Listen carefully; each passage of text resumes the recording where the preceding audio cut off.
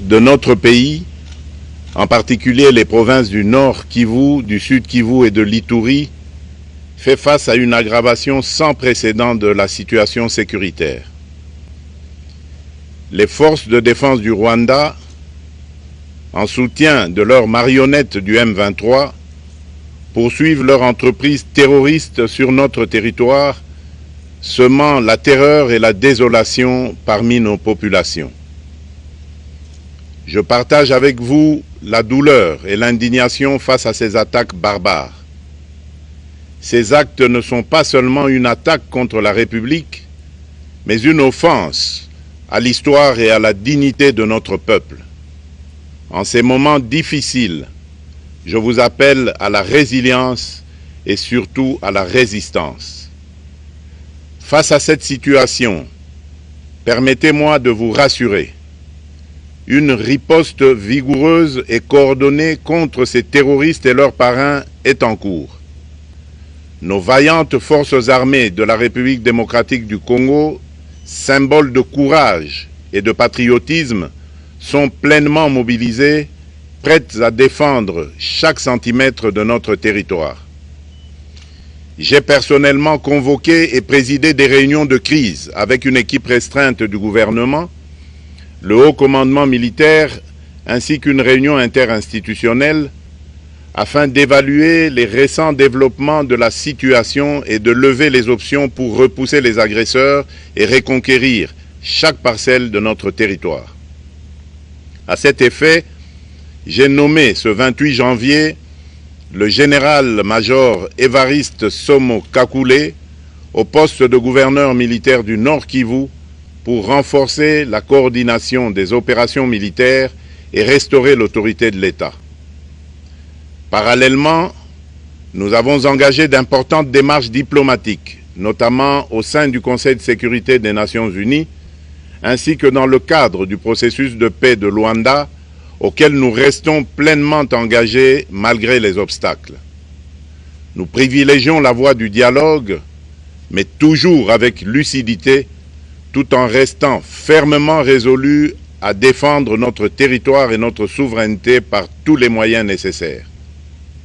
Mais ce combat n'est pas seulement celui des FARDC.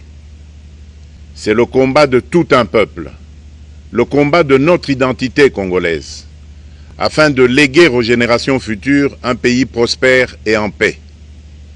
À tous nos compatriotes, dans chaque province, chaque ville, chaque territoire et chaque village, ainsi que ceux de la diaspora, sans distinction d'appartenance ethnique ou politique, unissons nos efforts. Apportons un soutien indéfectible, moral et matériel à nos vaillants soldats. Mobilisons-nous comme un seul homme pour défendre notre souveraineté et sauvegarder notre intégrité territoriale. Je suis pleinement conscient des souffrances de nos compatriotes qui fuient les hostilités. Le gouvernement est instruit d'activer le plan d'urgence humanitaire pour venir en aide aux déplacés. À vous, habitants de Goma et des environs, je ressens profondément votre douleur qui est aussi la mienne. Elle traverse nos cœurs et nos âmes en tant que fils et filles d'une même patrie. Mais face à cette épreuve, je vous exhorte à puiser dans cette force intérieure qui fait la grandeur du peuple congolais. Résistez avec courage. Faites preuve de vigilance constante et gardez votre calme malgré l'adversité. Sachez que nous ne sommes pas restés inactifs. Des plans de contingence sont préparés pour assurer la protection de la population civile et prévenir toute escalade de la violence. Les dispositifs de sécurité ont été renforcés pour protéger les zones stratégiques et nous travaillons sans relâche pour garantir le fonctionnement des services essentiels. Je tiens à rendre un hommage solennel à tous ceux qui ont payé le prix ultime dans cette lutte pour notre dignité et notre souveraineté. J'ai une pensée pieuse pour le général-major Peter Chirimwami, gouverneur militaire du Nord Kivu, tombé les armes à la main. Je m'incline avec respect devant la mémoire de tous nos militaires et de tous les Wazalendo tombés sur le champ d'honneur. Je pense aussi aux soldats de la mission de la communauté de développement d'Afrique australe, la SAMI DRC, qui combattent à nos côtés, aux casques bleus de la MONUSCO, qui ont sacrifié leur vie pour la paix, ainsi qu'aux innombrables civils victimes de la barbarie ennemie. Leur courage et leurs sacrifices ne seront jamais oubliés. Et nous portons leur flambeau avec la ferme détermination d'achever leur noble combat. Je voudrais ici interpeller directement la communauté internationale et l'Union africaine.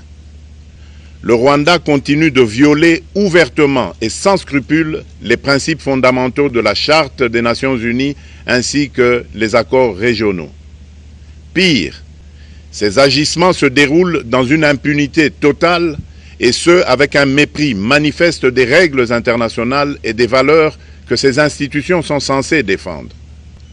Cette attitude arrogante, qui ne cherche même plus à masquer ses forfaits, est une provocation inacceptable à l'égard de notre souveraineté et de la stabilité régionale.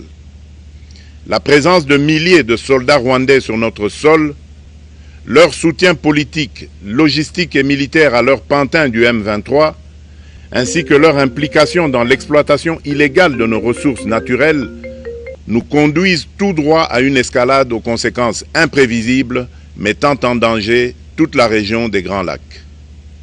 Votre silence et votre inaction face à la barbarie du régime de Kigali et aux atrocités perpétrées par ses supplétifs sur notre territoire constituent un affront non seulement à la République démocratique du Congo, mais également aux valeurs universelles de justice et de paix. Le peuple congolais prend acte de cette passivité qui frôle la complicité. Soyez sûrs d'une chose, la République démocratique du Congo ne se laissera pas humilier ni écraser. Nous nous battrons et nous triompherons. Congolaises et Congolais, l'heure est certainement grave, mais notre détermination est encore plus inébranlable. Ce moment critique nous offre l'opportunité de montrer au monde ce qui fait notre force, c'est-à-dire notre unité sans laquelle tous nos efforts seraient vains. Je vous appelle à être vigilants, mais à ne pas céder à la haine, aux divisions ou à la violence. Je condamne avec la plus grande fermeté les actes de vandalisme et de pillage qui ont visé certaines missions diplomatiques accréditées en République démocratique du Congo, ainsi que des intérêts privés dans la ville de Kinshasa.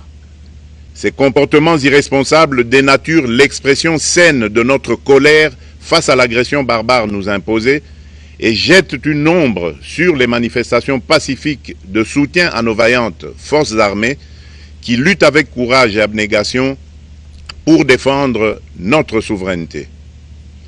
Notre engagement doit rester ferme et discipliné.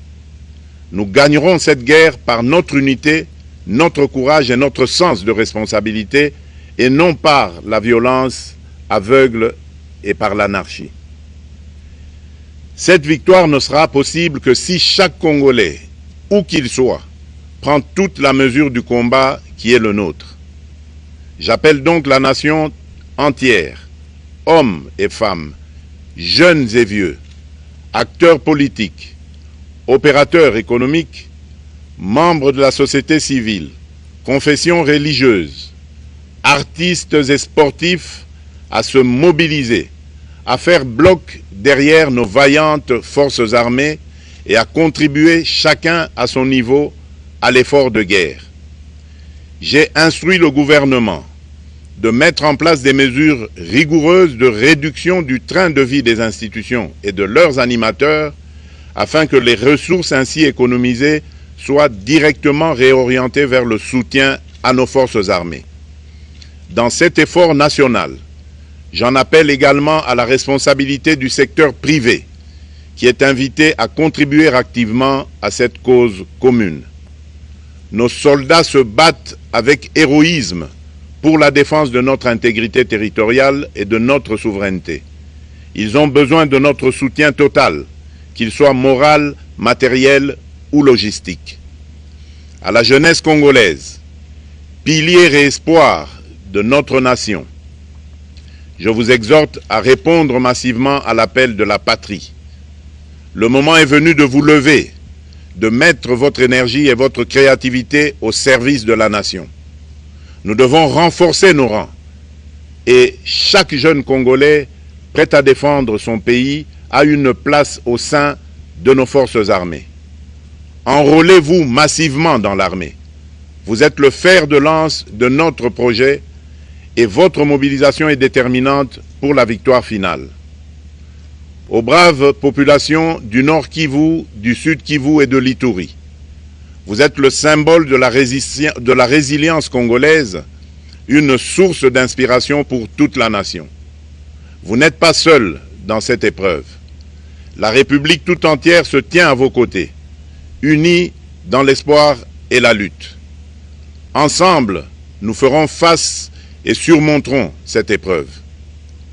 À nos vaillantes forces armées et aux vaillants patriotes Wazalendo, véritables sentinelles de la souveraineté nationale, je rends un hommage appuyé et vous exprime au nom de toute la République notre reconnaissance infinie et notre fierté inébranlable. Votre bravoure, votre discipline et votre engagement sans faille inspirent et mobilisent tout un peuple déterminé à défendre son territoire. Sachez-le, la République ne vous abandonnera jamais. Votre combat est le nôtre et vos sacrifices ne seront jamais oubliés. Vous incarnez l'honneur de la nation congolaise. À tous mes compatriotes d'ici et de la diaspora, la République démocratique du Congo ne pliera pas. La République démocratique du Congo ne reculera pas. Je ne vous abandonnerai jamais. J'en fais ici le serment. Le soleil n'a pas cessé de briller sur notre patrie. Ensemble, main dans la main, nous surmonterons cette tempête et nous ouvrirons une ère nouvelle de paix et de prospérité pour les générations futures. Que Dieu bénisse la République démocratique du Congo et son peuple. Je vous remercie.